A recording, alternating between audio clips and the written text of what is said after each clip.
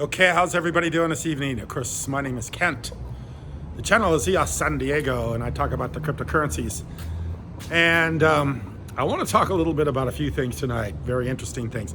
Probably lose a few subscribers after tonight, but that's okay because I'm not doing this for people to subscribe to the channel. I'm doing this because I enjoy it and because I get a lot out of it. And I enjoy meeting people and talking to people. And I want to say a special hi to someone I spoke to today and asked me a couple questions, and I kind of explained a few things to her, and I thought she had a lot of insight. So I appreciate people like that. I appreciate people that really are interested in talking about this and listening to this. So that's why I do it. So just looked at the markets. Bitcoin's doing very well, over 41,000. Just a very short period of time ago, it was in the 20s. And not very long ago, it was well below 10. Now it's in the 40s. EOS has done very well. EOS is pushing $4. I think it was $3.80. Last time I took a look, of course, I told people to buy EOS not that long ago. I said, this is big. I made a huge video about possibly, running bank transactions from the EOS blockchain. Made a huge video. It's almost $1 up since I made that video. And of course, on a $3 token up to almost $4, that's a huge appreciation as far as percentages is concerned. So yeah, if you bought EOS when I made that video, you did very well. And of course, I hear people talk about EOS all the time in a negative way. And when it does something positive, and when it does go up like this, and news is good about EOS, you need to open your minds up about it and not just listen to what everybody else says. Oh, well, we didn't do anything with Voice. Oh, well, they didn't, I didn't get my tokens leased out the way I should have gotten them leased out. I didn't get a return. All this stuff I hear all the time about EOS. Well, it's a very big project. They raised $4 billion. I believe they tried to do as well as they could with what they had to work with and so on and so forth. So if you're unhappy with EOS, I can personally sympathize with you, because I personally am unhappy with some of the things that happen with EOS, and I can guarantee you our grievances or our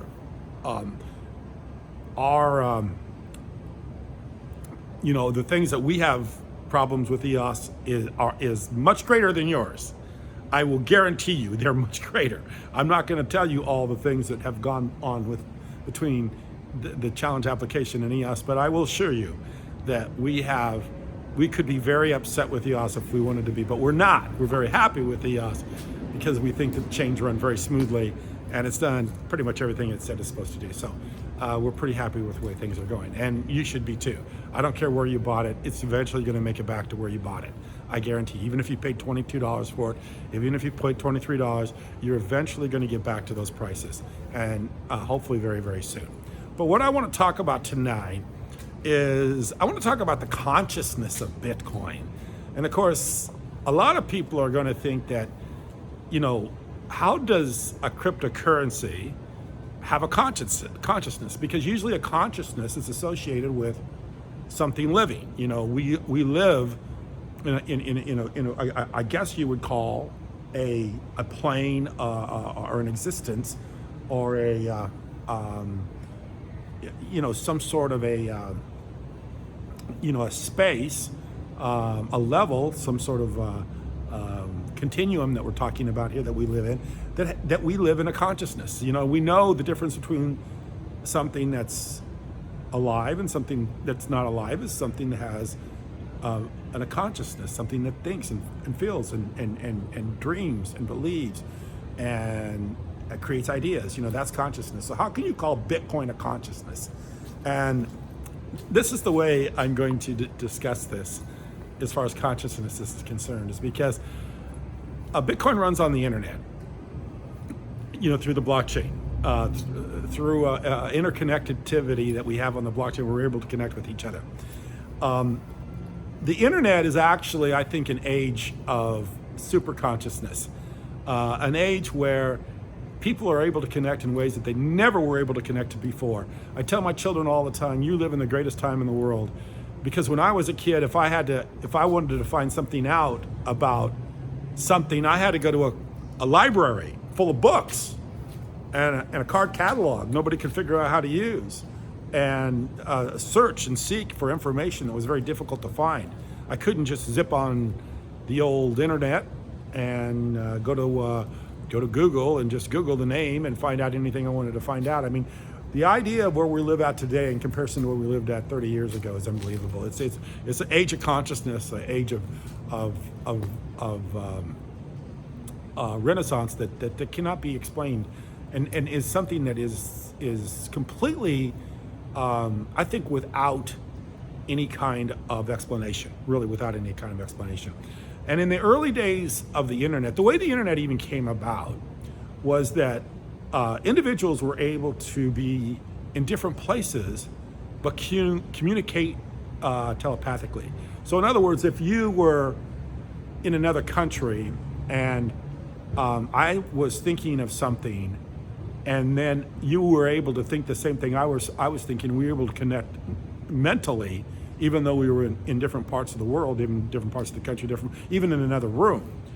For instance, if I'm in a room and another person's in another room, and I'm thinking of somebody, and I'm thinking, maybe what they're wearing, and I'm able to describe it, write it down on a piece of paper, and then they ask the person in another part of an area, hey, what was that? Think of a woman and what she's wearing, write it down, and it's identical. Well, that's able to communicate without any kind of internet or without any kind of wires or systems of communication outside of our ability for our brains to communicate and connect. That was what developed the internet. That's the forerunner of the internet. That when people were able to do that, a stream of consciousness that was able to take hold where other people could intercommunicate with other people that were in with this stream of consciousness, this made people realize that this was possible. And if it was possible by people communicating only with their brains and only with the ability to thought communicate, that perhaps there was a way of doing it through some infrastructure. So perhaps communicating with computers, building a computer, putting a computer on a network, having a satellite, having some way of communicating. So put some infrastructure behind what we already know that we can do. So this was like beyond this dimension that we live in. It was beyond the dimension that we live in, that the ability that people were able to communicate without having any way outside of their own minds thinking, communicate. So now we know this can happen. So now we develop the infrastructure that actually allows people to do this connectivity without being in this stream of consciousness or without this consciousness. So they were able to do it manually. They were able to get on the internet, type in a web browser, and then be able to communicate with other people and be able to communicate with people through it. But it all started without there being some formula for it to happen. So in other words, Einstein came up with the theory of relativity. Einstein did not sit down with a room of mathematicians and do tons of calculations and say, hey, I've discovered the theory of relativity. He literally came up with it from his own genius, his own thinking, his own mind. So it was kind of like come from outside of his intelligence, because at that point the intelligence wasn't so that you could come up with something like that. That's the same way the internet is. The consciousness of being able to communicate with somebody telepathically wasn't there. There was nothing there to say that there was no mechanics for it to happen. It just happened through some outside intervention, and then once it happened through the outside intervention, we realized now it can be built. Let's build it, and they built it. And so that's really the internet today. Was something that happened without us knowing how it happened. It just got kind of injected into our reality. And nobody really knows how it happened, because people don't know how people could communicate with just by thinking one thing and another person knowing what they're thinking. And so many things have happened this way. The space program happened that way. So many of the mathematical formulas that allow us to shoot a rocket into space and be able to go to the moon. I mean, if you're able to think of the mathematics that are involved in that. How much fuel do you have to have? At what where do you shoot the rocket at so it hits the precise point at the precise time, not knowing what the gravitational pulls are, never being there before, not knowing how quickly the moon, and I mean, you can do all these calculations, but this is something that you really need something outside of this dimension to give you that information, or you're never going to do it. And that's exactly what happened. So the people that developed the space program did it by some sort of telepathic, outside worldly information and knowledge that was able to give them the information on how to shoot a rocket into space and have it land on the moon. That was not done by a bunch of people just doing calculus and mathematics and figuring it out. That had to be done outside of this world. I feel Bitcoin is the same thing. Bitcoin is a consciousness that is coming from someplace outside of our understanding. Nothing ever in the history of the world arrived in this world like Bitcoin has. There literally somebody could be the 30th wealthiest person in the face of the earth if they just claim the Satoshi account with 1 million Bitcoin. Our man himself would not do that because we are too greedy. We have too much self-interest, and we have too much wanting to be idolized and recognized and known throughout the world and be worshipped and everything like that. We have all that internal humanness in us to allow us to have billions and billions and billions and billions of dollars in Bitcoin and not claim it because we just want to simply keep a secret. And not only that person not want to keep a secret, but everybody that surrounds that person not want to keep a secret.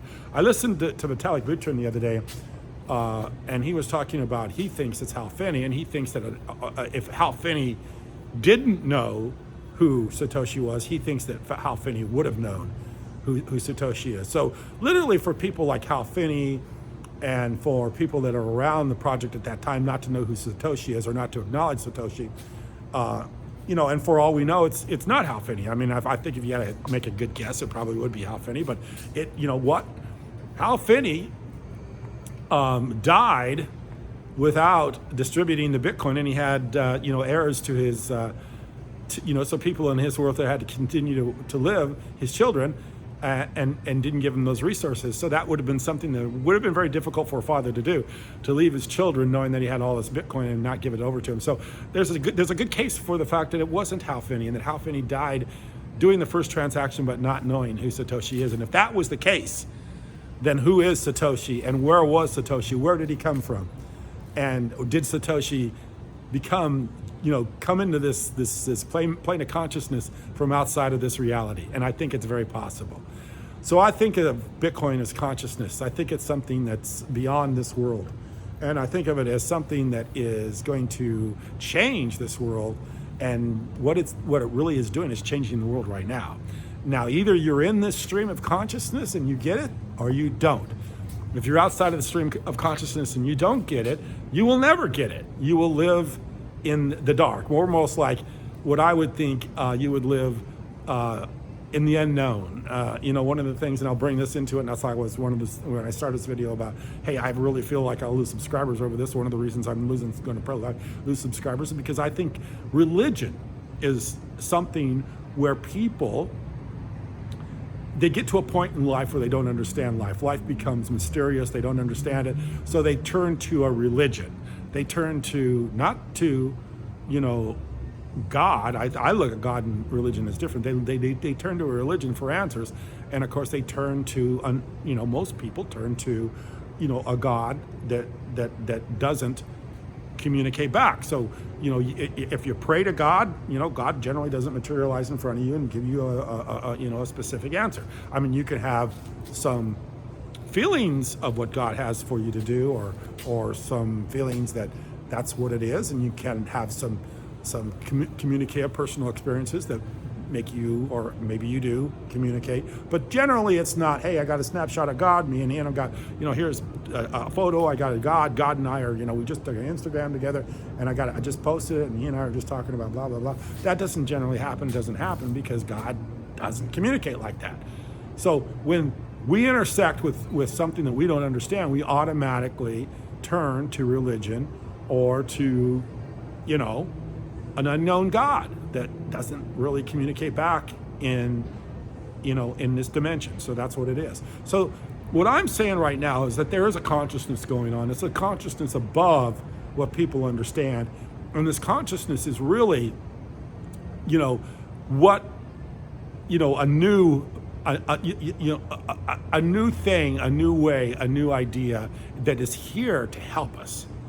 You know, when we don't understand it and we don't have anybody to turn to, this is something that is going to benefit the people that take it, that understand it, that are willing to adopt it and accept it and use it. And I think that's Bitcoin. Bitcoin is a new consciousness. It's literally a new way of thinking. Something I believe that comes in from someplace else, just like the internet came in from someplace else, just like space technology came from someplace else, just like the theory of relativity came from someplace else. This is information that's being given to us from outside of this worldly dimension that we live in. This is what I think Bitcoin is. So that's an interesting thought. I actually believe that. A lot of people are going to think I'm nuts, but that's the way I believe. That's why I'm a firm believer in Bitcoin and cryptocurrencies and all the other stuff. You know, and you know, it's an interesting topic. If you know, if you want to drop a comment and tell me if you think I'm you know, off my rocker, I'd like to hear what you have to say about that. But I really do believe that there's nothing else ever has happened like Bitcoin. No way anything would be so valuable, so well known, and so changed, and now have $1 trillion market cap. The whole crypto is $1 trillion market cap, and we don't know who the original inventor is, and we don't even know who the original inventor knew, or who knew the original inventor. We don't know any of that. How could it not come from someplace out of this world? So how could that not happen? The other thing going on right now is we have some very interesting news going on with the challenge application. If you want to find out what it is, join our Telegram. We think we've got a lot of opportunities that are going to be coming our way, opportunities to be on more exchanges, to be in more wallets, to have more users, and to be in places in the world that we've never been before. So, you know, I'm going to talk a little bit about that more in future videos, but right now we're still in negotiations, and I don't want to disclose more than I probably already have, but we are discussing it in the Telegram. So if you're interested, check out our Telegram, because I think, you know, and give your idea. I mean, if you own a little challenge token, you will own challenge token. If you just download the application, you will have a say in this idea, this what we're putting forth, and give us your opinion. I appreciate you watching. Thank you.